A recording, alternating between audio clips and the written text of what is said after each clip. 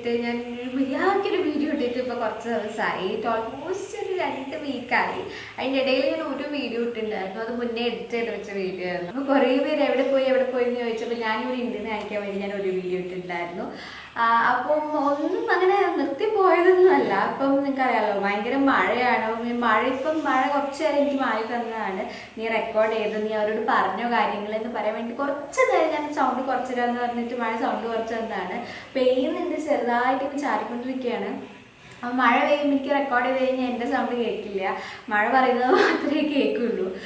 അപ്പോൾ അതുകൊണ്ടാണ് റെക്കോർഡ് ചെയ്യാത്തത്. സൗണ്ട് റെക്കോർഡ് ചെയ്യാൻ പറ്റുന്നുണ്ടായിരുന്നില്ല. ഞാൻ വീഡിയോ എടുത്ത് വെച്ചാലും എനിക്ക് അതിനകത്ത് സൗണ്ട് ആഡ് ചെയ്യാൻ പറ്റുന്നുണ്ടായിരുന്നില്ല ഈ മഴ കൊണ്ട്. ഫുൾ ടൈം ഇപ്പോൾ മഴയാണല്ലോ. പിന്നെ ബാക്കി സമയത്തൊക്കെ ബാക്കി ദിവസങ്ങളിലൊക്കെ ഓഫീസിൽ പോകുന്നത് സൺഡേ ആണ്. ആ ഒരു ദിവസമാണ് ഇങ്ങനെ റെക്കോർഡ് ചെയ്യാൻ കിട്ടുക. അപ്പോൾ അതുകൊണ്ടാണ് നമ്മുടെ ഷെഡ്യൂൾ തെറ്റിക്കുന്നത്. കാരണം എനിക്ക് വീഡിയോ ഇടാൻ കഴിയാത്തത് അതുകൊണ്ടാണ്. റെക്കോർഡ് ചെയ്യാൻ കഴിയുന്നില്ല ബേസിക്കലി. അതേപോലെ തന്നെ ഭയങ്കര റേഞ്ച് കുറവാണ്, നെറ്റ്വർക്ക് ഇഷ്യൂസും ഉണ്ട്, നെറ്റ് കിട്ടണില്ല. അതുകൊണ്ടാണ് കുറേ പേർക്ക് റെസ്പോണ്ട് തരാത്തതും. ഇൻസ്റ്റാഗ്രാമിലൊക്കെ കുറേ പേര് മെസ്സേജ് അയച്ചിട്ടുണ്ട്, എനിക്ക് റെസ്പോണ്ട് ചെയ്യാൻ പറ്റിയിട്ടില്ല. അപ്പോൾ ഈ ഒരു റീസൺ കൊണ്ടാണ്, നെറ്റ് കിട്ടണില്ല ബേസിക്കലി. അപ്പോൾ ഇങ്ങനെ ഈ 2 കാരണം കൊണ്ടാണ് നമ്മുടെ ഷെഡ്യൂൾ നോർമൽ ആ ഒരു ഇതിനകത്ത് കുറച്ചൊരു ഡിലേ ഒക്കെ വന്ന് കിടക്കുന്നത്. അപ്പോൾ ഇന്ന് ഞാൻ വിചാരിച്ചു എന്തായാലും ഞാനൊരു വീഡിയോ ചെയ്യും. നിങ്ങൾക്ക് എന്തായാലും ഈ ആഴ്ച എനിക്ക് ഷെഡ്യൂളിൽ കയറണം എന്നൊക്കെ വിചാരിച്ചിട്ടാണ് ഞാൻ നിൽക്കുന്നത്. നോക്കട്ടെ, എനിക്ക് പറ്റുന്ന പോലെ ഞാൻ എന്തായാലും എഡിറ്റ് ചെയ്ത് നിങ്ങൾക്ക് അപ്ലോഡ് ചെയ്ത് തരുന്നതായിരിക്കും. അപ്പോൾ നമ്മൾ ഇന്നത്തെ വീഡിയോയിൽ നോക്കാൻ പോകുന്നത്, എന്നോട് ഒരാൾ ചോദിച്ചിട്ടുണ്ടായിരുന്നു ഏതാണ് നമുക്ക് യൂസ് ചെയ്യാൻ പറ്റുന്ന ക്യാൻവാസ് പാഡ്സ് എന്ന്. അപ്പോൾ ഞാൻ യൂസ് ചെയ്തിട്ടുള്ള എൻ്റെ ഉള്ളത് ഇതാണ്, അതായത് ഫ്ലാഷ് ആർട്ട് മെറ്റീരിയൽസിൻ്റെ ക്യാൻവാസ് പാഡ്. അതായത് ഇതിനകത്ത് ക്യാൻവാസ് പേപ്പേഴ്സ് ആണുള്ളത് കേട്ടോ. അത് ഞാൻ ചെയ്യാൻ വേണ്ടി വെച്ചിരിക്കുന്നത്. അപ്പോൾ ഇതുപോലെ വൈറ്റ് ഷീറ്റ് ഇങ്ങനെയാണ് ക്യാൻവാസ് പാഡിൻ്റെ ഉള്ളിൽ. അതായത് ക്ലോസ് വ്യൂ ഒക്കെ ഞാൻ വീഡിയോൻ്റെ ഉള്ളിൽ കാണിച്ചു തരാം കേട്ടോ.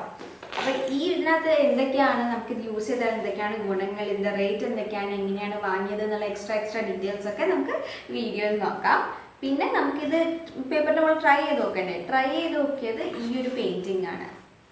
അപ്പോൾ ഇത് ചെയ്തുകൊണ്ടിരിക്കുമ്പോൾ പകുതി ഭാഗം ഞാൻ എടുത്തിട്ട് ഇൻസ്റ്റാഗ്രാമിലും വീഡിയോ കമ്മ്യൂണിറ്റി ടാബിലും അപ്ലോഡ് ചെയ്തിട്ടുണ്ടായിരുന്നു. ഞാൻ ആക്റ്റീവായിരുന്നു, ഞാൻ വർക്ക് ചെയ്യുന്നുണ്ടായിരുന്നു, ഓരോന്നും പ്രിപ്പയർ ചെയ്തിട്ട്. പക്ഷേ ഇങ്ങനെ സൗണ്ട് ഓഡിയോ ആഡ് ചെയ്യാൻ പറ്റാത്തതിനെ കൊണ്ട് വീഡിയോ കംപ്ലീറ്റ്ലി എഡിറ്റ് ചെയ്യാൻ കഴിയുന്നുണ്ടായിരുന്നില്ല. അപ്പോൾ ഞാൻ ജസ്റ്റ് ഈ ബുക്കിനകത്ത് നിന്ന് കീറിയെടുത്ത് ഞാൻ ചെയ്ത പെയിൻറ്റിങ്ങിൻ്റെ ഷീറ്റാട്ടോ ഇത്.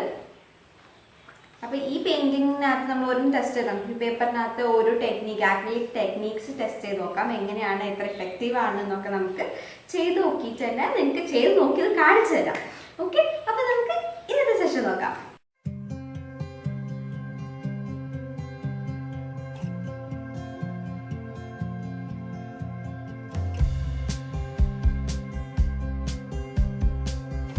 അപ്പം ഞാനിത് വാങ്ങിയത് ആമസോൺ ത്രൂ ആണ്. ഇങ്ങനെയാണ് ഇതിൻ്റെ പാക്കേജ് വന്നത്. കാർഡ്ബോർഡ് ഒന്നും ഉണ്ടായിരുന്നില്ല, പക്ഷേ നല്ല വാട്ടർ പ്രൂഫ് പാക്ഡ് ആണ്. അത് ആ ഒരു പ്ലാസ്റ്റിക് കവറിൻ്റെ കോട്ടിംഗ് ഉണ്ട് ത്രൂ ഔട്ട്.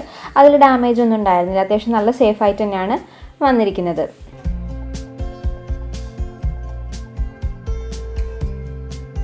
ഇതിൻ്റെ മുകളിൽ എഴുതിയിരിക്കുന്ന കാര്യങ്ങൾ, ഇത് ക്യാൻവാസ് പാഡാണ്.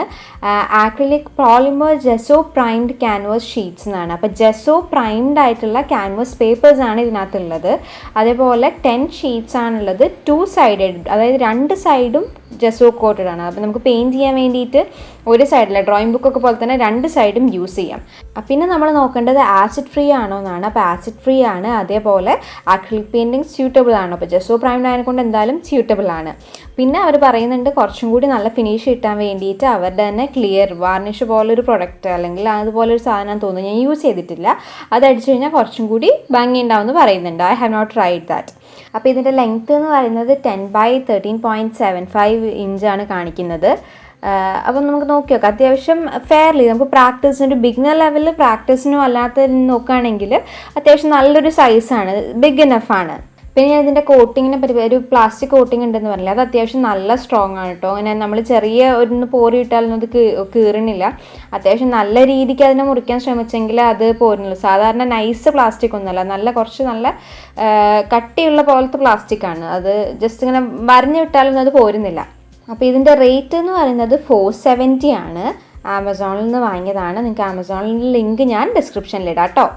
അപ്പോൾ ഇങ്ങനെ സ്പൈറൽ ഉള്ളതാണ്. അതിൻ്റെ ഒരു സൈഡിൽ ഇവരുടെ മറ്റ് പ്രൊഡക്ട്സിനും ഡിസ്പ്ലേ ചെയ്തിട്ടുണ്ട്. ഇവരുടെ പെയിൻറ്റും മെറ്റാലിക് പെയിൻറ്റ്സും അങ്ങനെ കുറേ പ്രൊഡക്ട്സ് ഉണ്ട് കേട്ടോ ഇവരുടെ.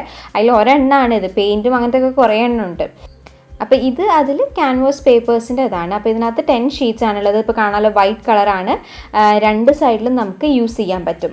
ഒരു സൈഡ് മാത്രമല്ല, നോർമലി നമ്മൾ ക്യാൻവാസ് വാങ്ങുമ്പോൾ എന്താണ് ഒരു സൈഡ് മാത്രമേ നമുക്ക് യൂസ് ചെയ്യാൻ പറ്റുള്ളൂ. അപ്പോൾ ഇത് പക്ഷേ അങ്ങനെയല്ല, ഇത് നമുക്ക് 2 സൈഡും ഈക്വലി യൂസ് ചെയ്യാം. അപ്പോൾ ഇതാണ് അതിൻ്റെ ടെക്സ്ചർ. ഇത് പേപ്പറാണെന്ന് ഞാൻ പറഞ്ഞു, പക്ഷേ നമ്മളെ ക്യാൻവാസ് പോലെ തന്നെയാണ് ഇതിൻ്റെ ടെക്സ്ചർ വരുന്നത്.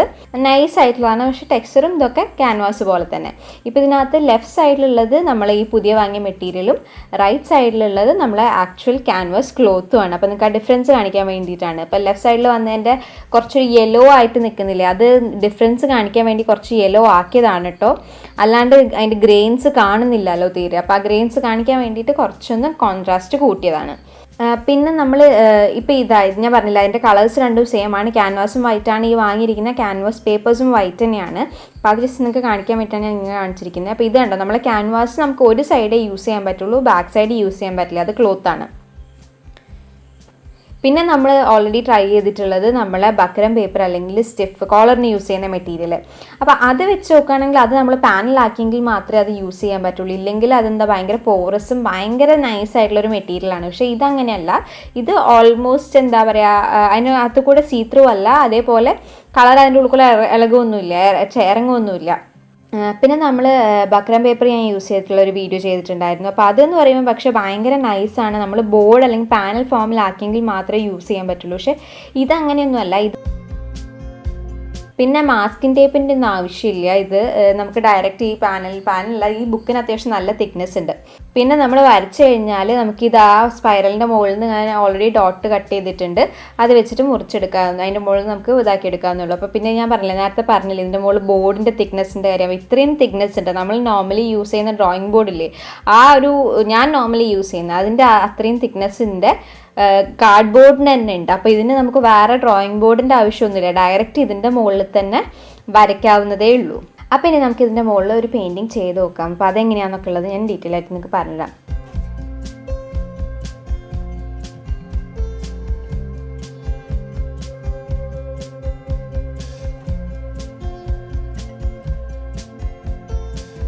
ഇപ്പോൾ ഇതിൽ സ്കെച്ച് ചെയ്തതാണ്. അപ്പോൾ ഞാൻ ഇതിനകത്ത് സ്കെച്ച് ചെയ്യാൻ വേണ്ടിയിട്ട് നമ്മൾ ബി പെൻസിൽസ് ഒന്നും അല്ല യൂസ് ചെയ്തിരിക്കുന്നത്, നമ്മൾ normal H pencil 2H pencil use ചെയ്തിട്ടാണ് ഞാൻ അത് സ്കെച്ച് ചെയ്തിരിക്കുന്നത്. അപ്പോൾ സ്കെച്ച് ചെയ്തത് കാണാൻ വേണ്ടിയിട്ട് കോൺട്രാസ്റ്റ് കൂട്ടിയതാണ്. ഇല്ലാന്നുണ്ടെങ്കിൽ നിങ്ങൾക്ക് അറിയാമല്ലോ, ഞാൻ ഭയങ്കര ലൈറ്റായിട്ടാണ് സ്കെച്ച് ചെയ്യുക. അപ്പോൾ നിങ്ങൾക്ക് വീഡിയോയിൽ കാണില്ല, ഓൾമോസ്റ്റ് ഇതുപോലെ ഉണ്ടാവുള്ളൂ ഞാൻ സ്കെച്ച് ചെയ്തത്. അപ്പോൾ അത് കറക്റ്റ് കാണാൻ വേണ്ടി കുറച്ച് കോൺട്രാസ്റ്റ് കൂട്ടി കാണിച്ചതാട്ടോ. അപ്പോൾ ഈ ഒരു പെയിൻറ്റിങ്ങിൻ്റെ ട്യൂട്ടോറിയൽസ് വരുന്നുണ്ട്, ഞാൻ അപ്ലോഡ് ചെയ്യും. പാർട്ട് ബൈ പാർട്ടായിട്ട്, സെക്ഷൻ ബൈ സെക്ഷൻ ആയിട്ട് ഡീറ്റെയിൽ ആയിട്ട് എക്സ്പ്ലെയിൻ ഉള്ള വീഡിയോസ് വരുന്നുണ്ട്. പക്ഷേ ഇതിനകത്ത് ഞാൻ നിങ്ങൾക്ക് കുറച്ച് കാര്യങ്ങൾ, ഈ ഒരു പേപ്പർ നമുക്ക് യൂസ് ചെയ്യുന്നതിൻ്റെ ബെനിഫിറ്റ്സും അല്ലെങ്കിൽ എന്തൊക്കെയാണ് നമുക്ക് എല്ലാ ടെക്നിക്സും ചെയ്യാൻ പറ്റും എന്നുള്ളതും കൂടി ഞാൻ നിങ്ങൾക്ക് പറഞ്ഞുതരാം. അപ്പോൾ ഇതിനകത്ത് ഇതിൻ്റെ ബാക്കിൽ ഇത് ചെയ്യാൻ വേണ്ടിയിട്ട് ഗ്രേഡിൻ്റെ പോലെയാണ് ചെയ്യുന്നത്. അപ്പോൾ 2-3 പ്രാവശ്യം നമ്മൾ ബ്ലെൻഡ് ഒക്കെ ചെയ്യേണ്ടി വരും. അപ്പോൾ ഈ പേപ്പറിൽ എന്തെങ്കിലും ചേഞ്ചസ് വന്നിട്ടുണ്ടെന്ന് വെച്ചാൽ പേപ്പറിൽ പ്രശ്നമൊന്നും ഉണ്ടായില്ല, നമ്മൾ നോർമൽ ക്യാൻവാസ് ചെയ്യുന്ന പോലെ തന്നെയാണ്, വലിയൊരു വ്യത്യാസം ഉണ്ടായിരുന്നില്ല.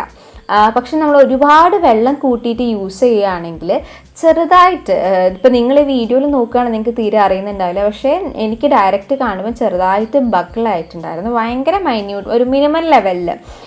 നമ്മൾ നോർമലി ഡ്രോയിങ് പേപ്പറിൽ ചെയ്യില്ലേ അത്രയൊന്നും ഇല്ല കേട്ടോ. ഒരു പേരിന് ചെറുതായിട്ടൊന്ന് ബക്കിൾ ചെയ്തിട്ടുണ്ട്. കാരണം ഞാനിവിടെ ടേപ്പ് ഒന്നും യൂസ് ചെയ്തിട്ടില്ല. നോർമലി നമ്മൾ എന്താണ് ഡ്രോയിങ് പേപ്പറിൽ ചെയ്യുമ്പോൾ നമ്മൾ മാസ്കിംഗ് ടേപ്പ് വെച്ച് ഒട്ടിച്ചതിന് ശേഷമാണ് വരയ്ക്കുന്നത്, എന്നിട്ടും ബക്കിൾ ചെയ്യുന്നുണ്ടായിരുന്നു.